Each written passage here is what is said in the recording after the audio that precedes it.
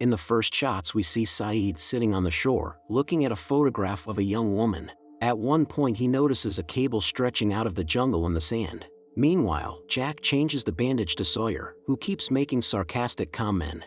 Meanwhile, Kate is very concerned because Saeed has been gone for 2 days. In the jungle, Saeed fell into a trap and found himself suspended upside down from a tree. He hung like that until nightfall. Suddenly something stirred in the trees. Someone released Saeed, but he did not have time to see him because he lost consciousness. In the caves, Jack examines a patient. Some of them get paranoid over nothing. Hugo thinks that people will soon go crazy if they don't have something to occupy them.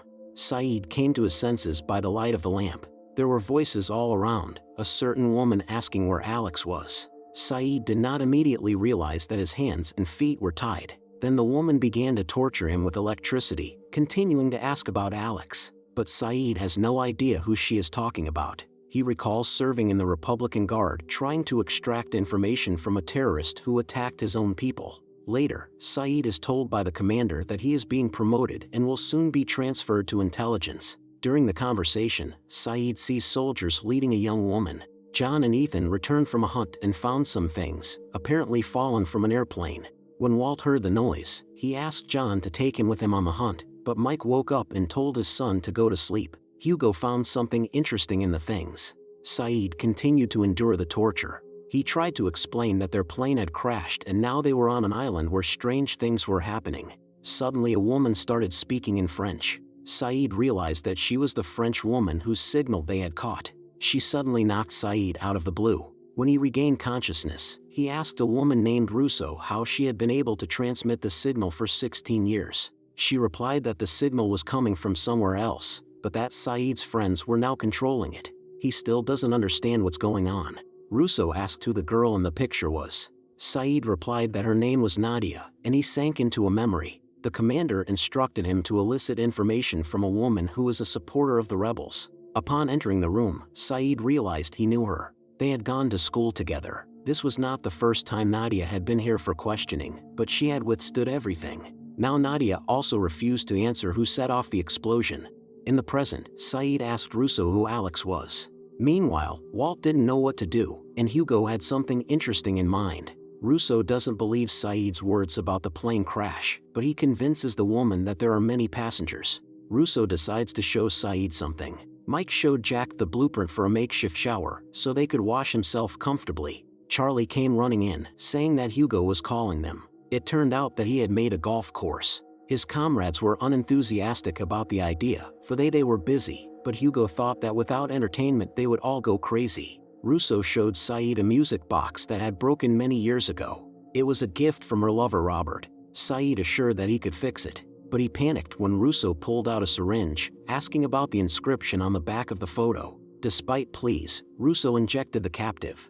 Jack, Mike, Charlie, and Hugo decided to play golf after all, soon joined by another man. Saeed woke up in his chair, still not fully recovered from the effects of the sleeping pills. Russo said she was on the island with a group of scientists who had been shipwrecked more than 16 years ago. They lived on the shore for 2 months, and then they came across the others in the jungle. But they were not human beings. Saeed recalls secretly bringing Nadia food. She still refused to give out information. Saeed begged her to cooperate because that was the only way she could be saved. Nadia only told him he was pretending. In reality, he is a good man. Boone invites Shannon and the others to play golf. Sawyer ignores the invitation because he does not like crowds of people. Saeed managed to fix the box after all. Russo was very grateful to him. When Saeed asked permission to leave, Russo said it was dangerous. Suddenly there were eerie noises from outside. The woman grabbed her gun, and Saeed began to remember how the commander had ordered him to execute Nadia. That would serve as a lesson to the others. He recalls coming to Nadia's cell, this time without food. In the present, he stole the map of the island that Russo had made, as well as the shotgun, and hurried to escape from here. A lot of people had already gathered to play golf. Jack confessed to Kate that Hugo's idea of setting up a golf course had been a stroke of genius. People were finally able to relax. Meanwhile, Saeed is making his way through the jungle. He overtook Russo and pointed his gun at her. She did the same. Saeed recalls how the soldiers led Nadia to the execution. When they were left alone, he informed the girl that there was a truck outside the door. She could hide in the back and escape. Nadia signed her picture to him as a keepsake. Suddenly the captain noticed them. Saeed had to shoot him. He also had to wound himself to make the others think it was Nadia who had shot them. The girl did not want to leave Saeed, but was forced to flee. In the present, Saeed realized that the shotgun was not loaded. Russo reported that a long time ago Robert didn't notice it either, and she took his life. She had to do it because he was infected. No one infected could be allowed to get off the island. Russo thinks it is better to die than to see the others. Saeed decided to tell exactly what Nadia had written on the photo. The inscription reads, "We will meet again, if not in this world, then in the next." And for 7 years now, Saeed has clung to the hope that maybe Nadia is still alive. And he wants to survive to find her one day. Saeed asks her to go with him, but she chooses to stay on her own, reminded that this jungle holds terrible secrets. Before parting company with her, Saeed asks who Alex is. Russo replied that Alex was her child. The others continued to play golf. Suddenly Sawyer joined them. At this time Mike came to John because he was lonely. The boy wanted to learn how to throw knives. Saeed, on the other hand, was making his way through the jungle, hearing ominous whispers all around him. At night Claire woke up to the sound of a baby crying. She suddenly realized that her stomach had disappeared. Continuing to hear the baby's crying, Claire went looking for him. In the jungle, she saw John Locke sitting at a table. His eyes were black. Claire kept walking and found a crib with an airplane-shaped rattle hanging over it. Then Claire saw blood in the blankets. It turned out that she was sleepwalking. Charlie calmed Claire, who was hysterical, and then saw blood on her hands. Jack treated her wounds, saying that she had injured her palms with her fingernails. The doctor then asks the girl how she is feeling, and she recalls the day she found out she was pregnant. Her boyfriend, Thomas, is thrown into a panic by the news, but he pulls himself together and assures his beloved that they will get over it. However, Claire does not share his enthusiasm because her mother kicked her out of the house, and Thomas is an unknown artist. They have no means of livelihood, but Thomas assures that everything will be fine. Kate is very worried about Saeed, who has been gone for a week, and Jack is worried that Claire is about to give birth.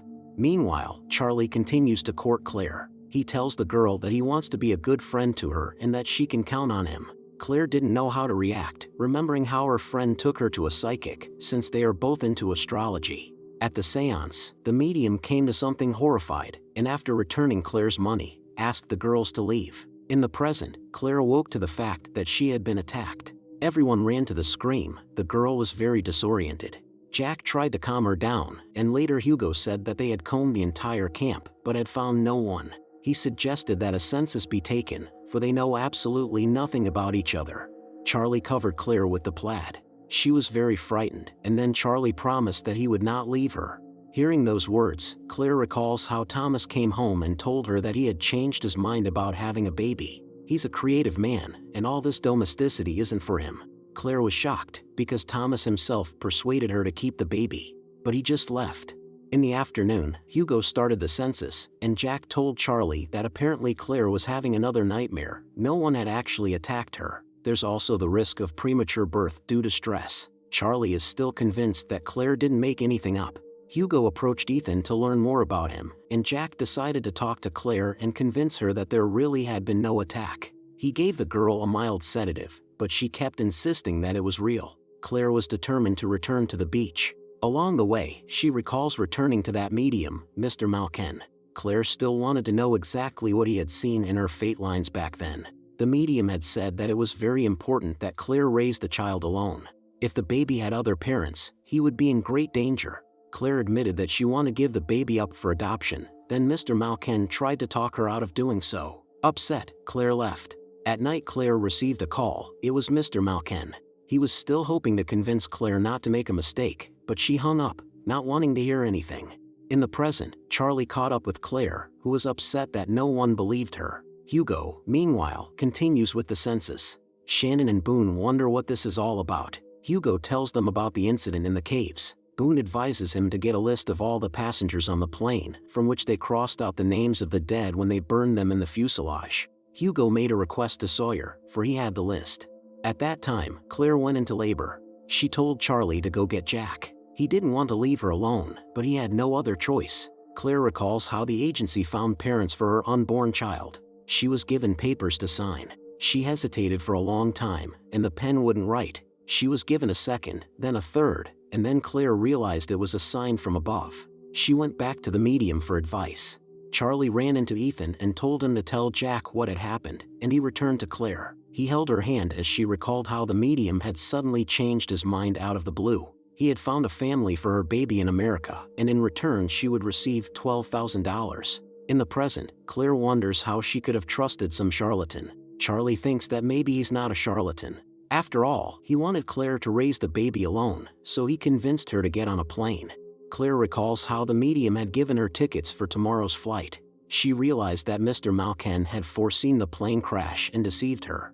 As Saeed made his way through the jungle, Claire realized that these were false contractions. She was very grateful that Charlie was there for her. Claire also agreed to return to the caves. Meanwhile, the wounded Saeed came running into the camp and told everyone that they were not alone here. And soon a frightened Hugo came and said that one of the survivors was not on the passenger list.